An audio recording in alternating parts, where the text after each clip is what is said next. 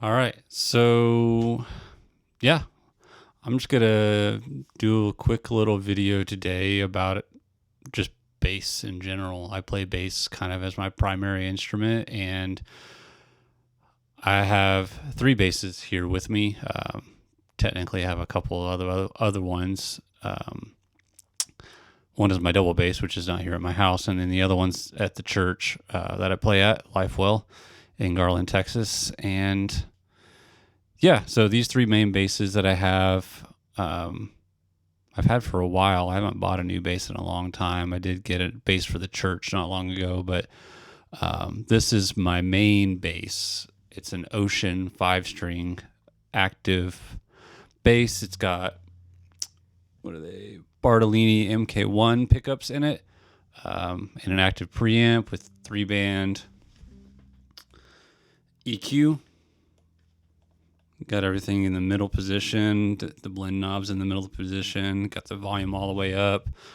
Currently running this into the Brainworks Ampeg SVTVR.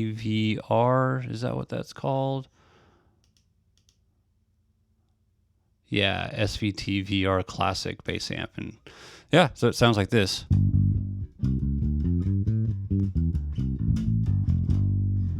Yeah, it's nice. It's got just, seems pretty even sound to me. It's not super scooped or anything like that.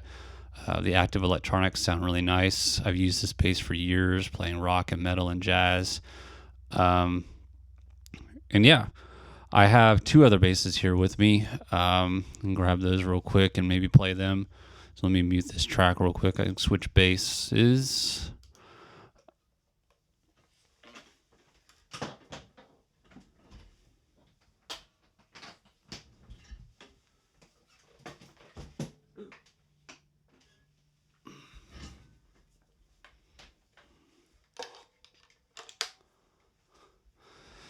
So this bass, let me unmute it real quick. I have had the longest. It's actually the first bass I ever bought myself. I was using a friend's bass in high school when I first started playing electric bass, and it was a PV.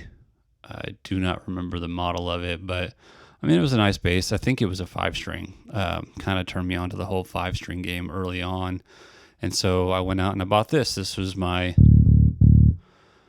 OLP Music Man, essentially knockoff bass, Ernie Ball. So, it's basically got the humbucker. It's got tone knob. I guess it's another tone knob. I forget what exactly these do. It's been so long since I played this bass, really. And the volume, let me see.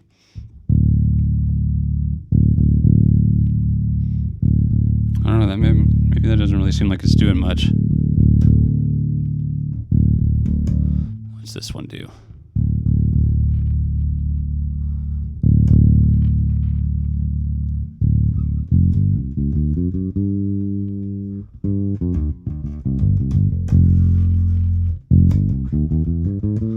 Okay, maybe I got like a treble and a bass. That's what that sounds like to me. Yeah, I have not played this bass in a while, but it's the first bass I ever bought. It's passive.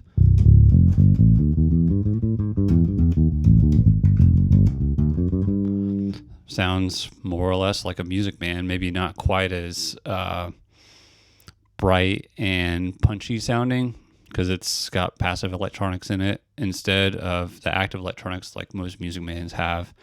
But yeah, I played this bass for years and loved it and still have it. Really haven't had a reason to part with it, so I've kept it around just in case, I guess, and I need it.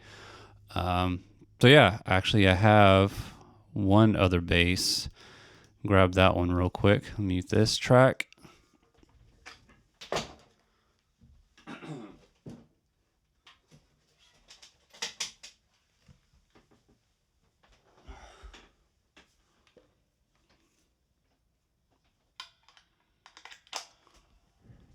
All right, so this bass is my Mexican Fender P-Bass Deluxe. Yeah, it's actually not stock almost at all. It has the original tuners on it, as far as I know. I bought this used years ago.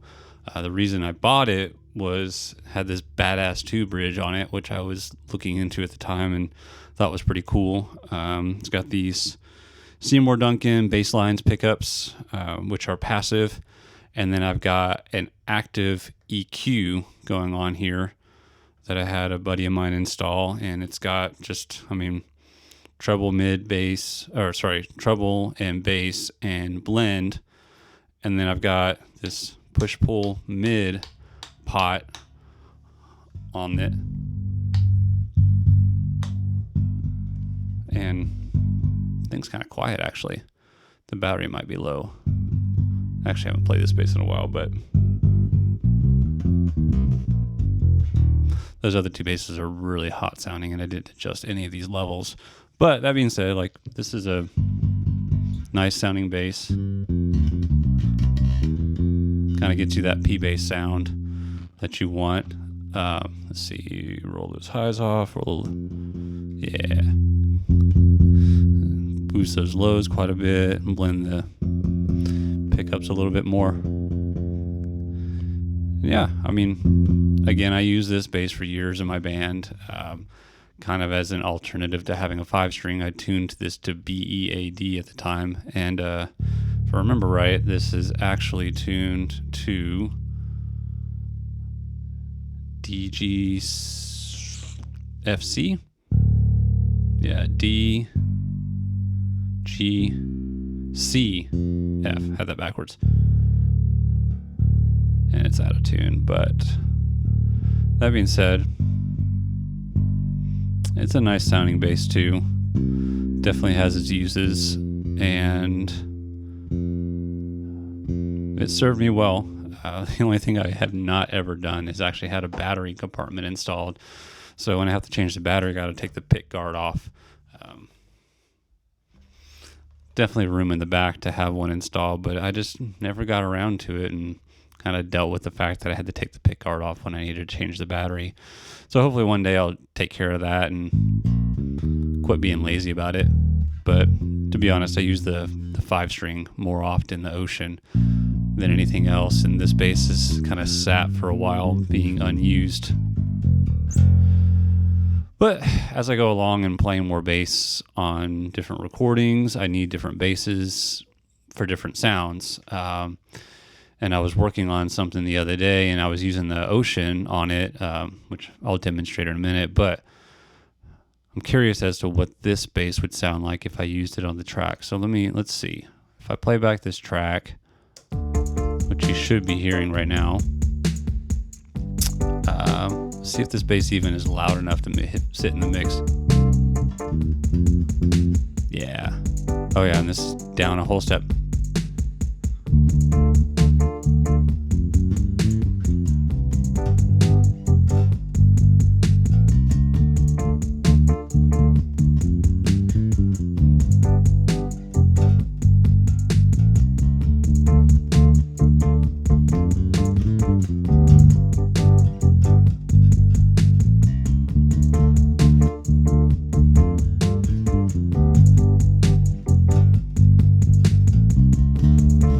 Yeah, sounds nice. Sounds like a P bass.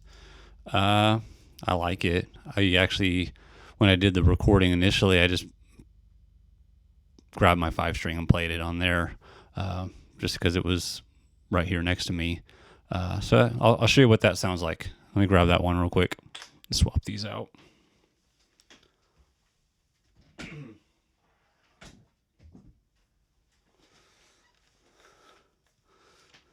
So this one is the one I wrote that bass line using, and used on the recording, but I don't know.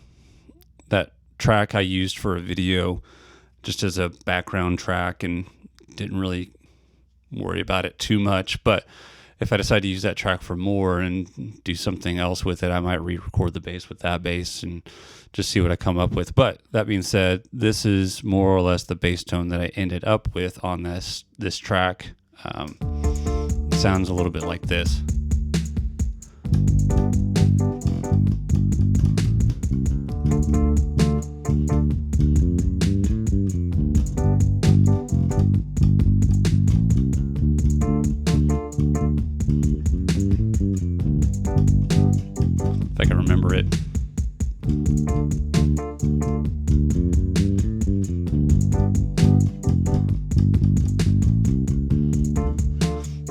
that's what I use. There's a sub bass in there too that's kind of filling out the bottom end. Just, like you would kind of expect on kind of a hip hop fusion track, which is what this turned out to end up being. And now just for fun, I'm gonna grab my OLP and see what that sounds like.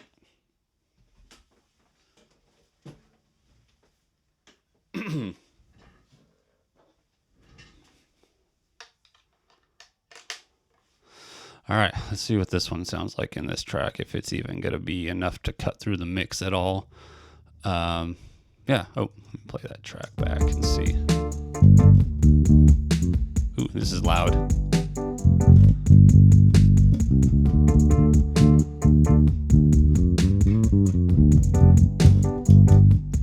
It is not in tune either.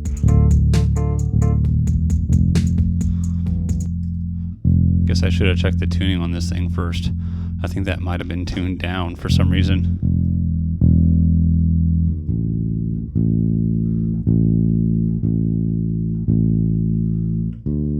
Goes to show I should actually check my instruments before I start doing something. I generally have all of these in tune, but again, this bass doesn't get used very often. Ooh, that's tuned all the way down to an A. Not entirely sure why that was. So there we go. B, E, A, D, G. Close enough. All right, let me play that track again.